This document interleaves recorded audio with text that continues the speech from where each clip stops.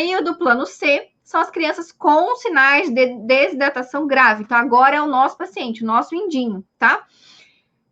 A hidratação é por via endovenosa, no hospital, e a gente tem duas fases. A fase de expansão, que é a fase rápida, e a fase de manutenção. Eu trouxe para vocês o que eu achei mais legal, que é do manual da SBP também, e que ele traz duas recomendações. Então, relembrando que eu falei lá no comecinho da aula, até o up-to-date, ele também não é muito claro nessas questões de orientação de hidratação, tá? E a última atualização do up-to-date em diarreias agudas na criança em países em desenvolvimento é de 2019. Então, a gente também não está, assim, super atualizado nas questões da diarreia. A gente espera que saia estudos mais para frente, tá? Então, eu vou trazer para vocês duas. As duas são diferentes e eu já adianto que eu sou mais o da IESPGHAN, tá? Que é a Sociedade Europeia de Gastroenterologia, Hepatologia e Nutrição em Pediatria, ok? O que o Ministério da Saúde recomenda na fase rápida? Ele divide nas crianças menos de 5 anos e as de mais de 5 anos. Ele usa soro fisiológico na hidratação rápida, que é quando a gente faz 20 ml por quilo em 30 minutos, ok?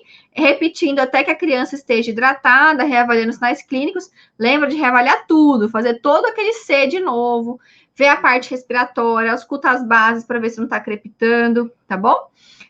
E nas crianças maiores, se for um RN ou cardiopata, tá? Se for uma cardiopatia de hiperfluxo pulmonar, a gente faz 10 ml por quilo em 30 minutos. Se a criança maior de 5 quilos, ele também recomenda começar com soro fisiológico, 30 ml por quilo em meia hora, e depois fazer ringer, 70 ml por quilo em 2 horas e meia. Então, em 3 horas, essa criança vai receber mais ou menos 100 ml por quilo, ok? Essa é a recomendação. Aí, esse aqui eu trouxe até do up-to-date, ó, tá?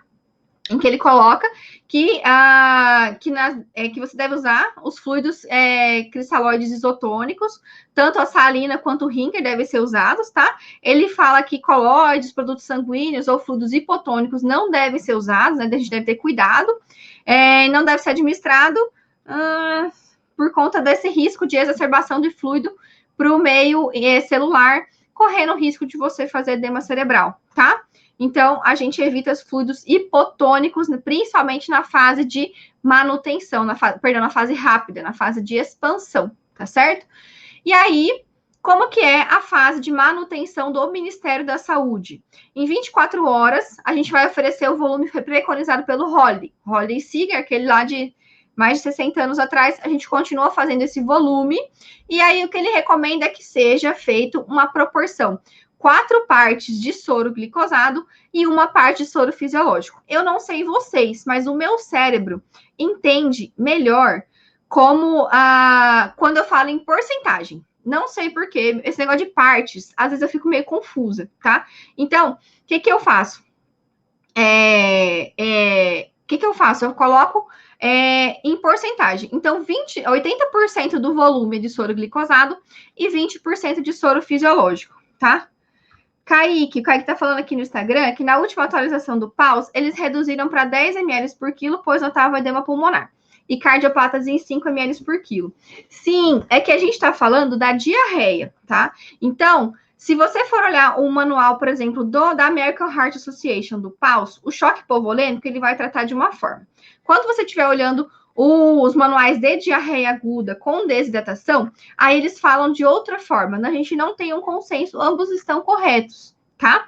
Mas a tendência é que cada vez menos a gente faça volumes em grande quantidade e rápido, principalmente se você não tem disponível ventilação mecânica, algum suporte ventilatório no seu serviço, tá? Porque se você encharcar o seu paciente e você precisar de dar o suporte ventilatório e você não tiver, é mais difícil, tá? Então tem que ter esse cuidado em relação ao volume, tá bom? Então, pegando aqui o nosso paciente de 6 quilos, o que vai acontecer? A gente vai fazer a fase rápida, 20 ml por quilo, de acordo com o Ministério da Saúde e lá com o que eles recomendam em relação à diarreia, tá bom? 120 ml de soro fisiológico em 30 minutos, tá? E até se vocês forem fazer prova, tá, gente? Vocês têm que ver no edital das provas o que eles cobram. Geralmente, aqui no Brasil, as provas vão cobrar essas recomendações do Ministério da Saúde, tá? Mas tem que ficar atento no edital, tá bom? Nosso paciente de 6 quilos, 120 ml em 30 minutos, ok? Na fase de manutenção, ele entra aqui nos menores de 10 quilos. Então, 6 vezes 100, ele vai precisar de 600 ml por dia, tá ok? Se a gente pegar 80% de 600, vai ser 480 ml de soro glicosidado 5, e os outros 20% vão ser 120 ml. Aí, o que o Ministério da Saúde recomenda? Que a gente coloque KCl, tá? Então, 1 ml de KCl é 19,1% para cada 100 ml de volume. Se eu estou dando 600 ml, eu vou dar 6 ml de KCl para ele, tá bom? Só a regrinha de 3, bem molezinha, ok? Aí eu quero mostrar para vocês o que a gente tem que ficar com o pé atrás com essa solução do Ministério da Saúde, tá? Vamos lembrar. O meu soro fisiológico, ele tem 154 mEq de sódio em cada 1.000 ml, 1 litro, tá? É a única fonte de sódio que eu tô dando nesse meu soro de manutenção. Se eu vou dar para o meu paciente 120 ml de soro fisiológico, eu quero saber quantos mEq que eu vou dar para ele de sódio, ok? Então, eu vou dar 18,5 mEq de sódio, tá certo? Aonde que eu vou diluir esses 18,5 mEq? Eu vou pegar esse sódio e vou botar dentro de uma solução que o total dela tem 600 ml. 606 por causa do potássio, tá? Mas 600 ml, ok? Então, eu quero saber em relação à proporção. Quantos mEq de sódio por litro eu vou ter nessa solução? Que é quando a gente fala se é hipotônico ou isotônico. Então, a gente compara por litro, ok? Então, se eu tiver uma solução igualzinha com essas mesmas proporções, mas com 1 litro, eu vou estar dando para o meu paciente 30,8 mEq.